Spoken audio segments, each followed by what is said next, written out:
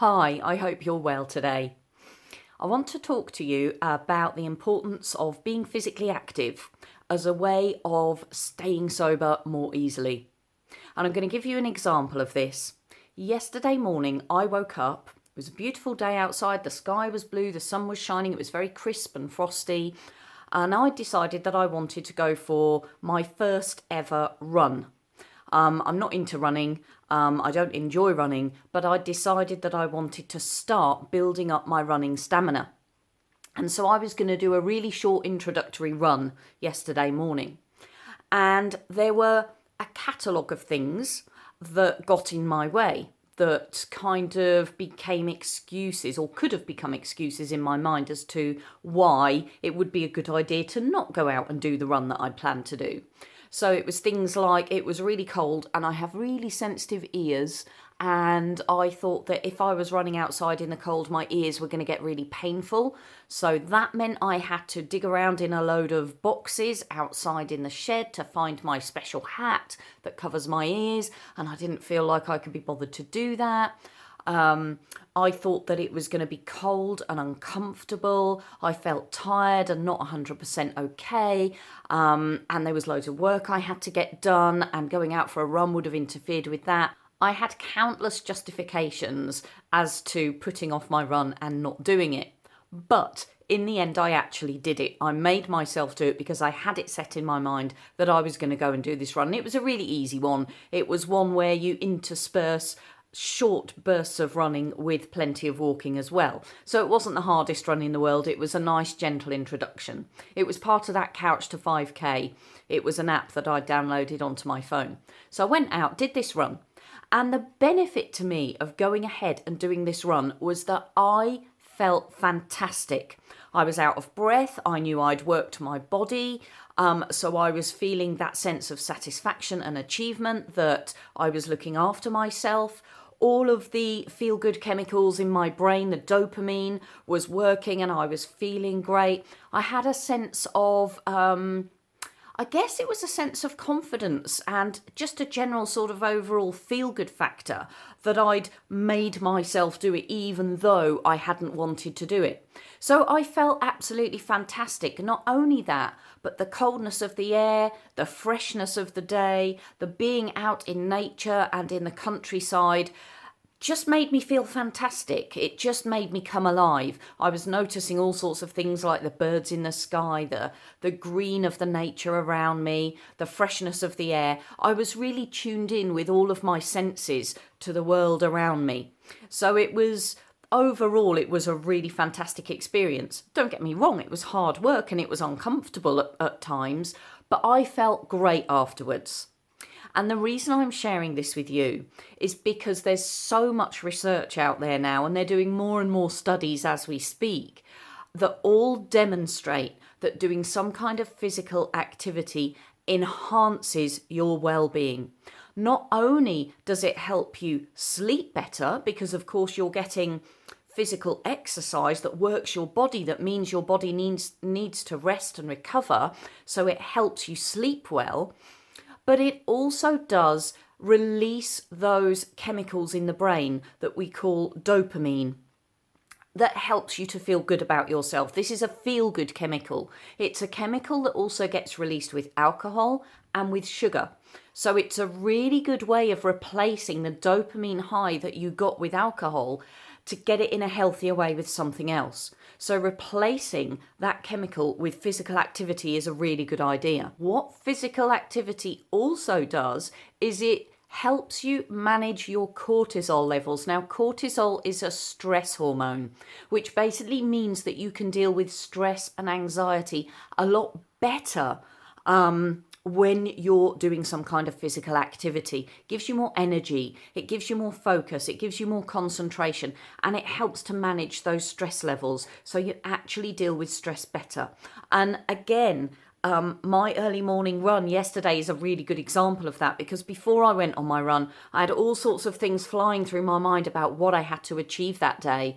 and how running would get in the way of all that. And so my stress levels were sort of reasonably high when I started off. I was also worried about the run itself and how I was going to achieve that, and how difficult it was going to be, and how painful it was going to be, and all of those things. But when I returned from my run, none of that was in my mind at all. I'd literally run it all out of me. And because you have to be present in the moment that you're doing the physical activity, it takes your conscious concentration away from the things that you've been worrying about and into the activity you're doing in the moment. It literally switches off the stress. It's also a really good way to raise your self-confidence and your self-esteem, because as you're setting yourself goals, and it doesn't matter how small those goals are, for me it was just doing six? I think it was 6 bouts of 1 minute of running interspersed with 1.5 minutes of walking. That's all I had to do.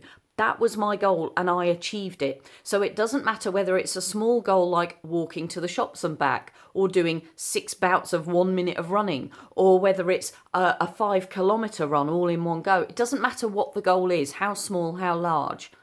What happens is when you set yourself a goal and you take one step towards that goal, or you actually achieve that goal, you're boosting your sense of confidence, you're boosting your self-esteem, you're getting a sense of achievement and well-being from that. And all of these things together also mean that you reduce the likelihood of experiencing depression, some of the symptoms of depression.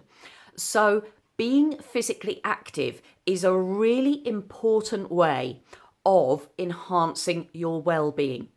And like I said at the beginning, enhancing your well-being is really important when you stop drinking, because you want as many ways as you possibly can to help you feel good about yourself. In the last video that I did on ways to enhance your well-being, I talked about the importance of social connection, and how when we're connecting with other people in our communities and in our close family and friends, we're actually also really improving our health and our well-being, not just our mental health, but our physical health as well.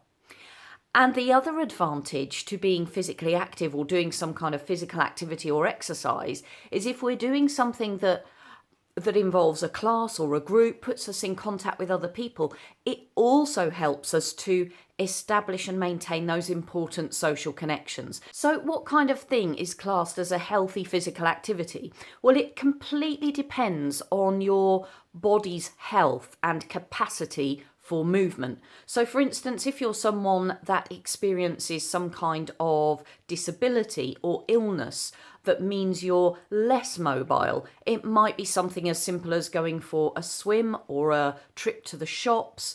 If you're somebody who has got quite good overall mobility, is quite fit and healthy and active, it might be something like training for a marathon or doing some hardcore high intensity workouts. It really doesn't matter what the physical activity is. The important thing is it's something within your capability, but it's also something that's going to challenge you. It's going to push you outside of your comfort zone, but in a way that's also achievable. You need your physical activity goals to be achievable so that you're able to be successful, because it's that feeling of success that enhances your positivity, your mood, your well-being, and your feelings of self-confidence and achievement. So they need to be achievable goals, but they also need to stretch you as well, so you get that sense of achievement. So it doesn't really matter what it is: going for a walk in the park, going to the local shops, going for a swim, playing football.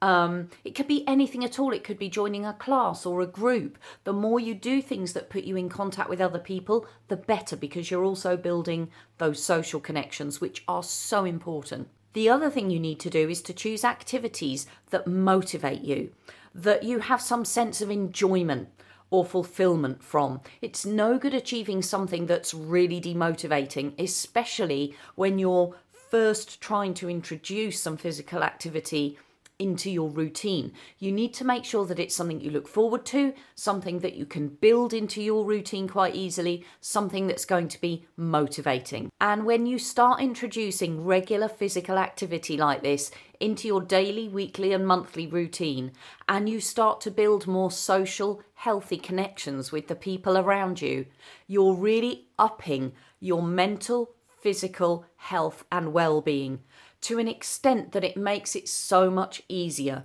to stay sober healthily and happily. If you want more tips, advice, inspiration and motivation for living your life sober, then you can subscribe to my channel. I'll look forward to catching up with you really soon, but in the meantime, let's go get sober and fit together.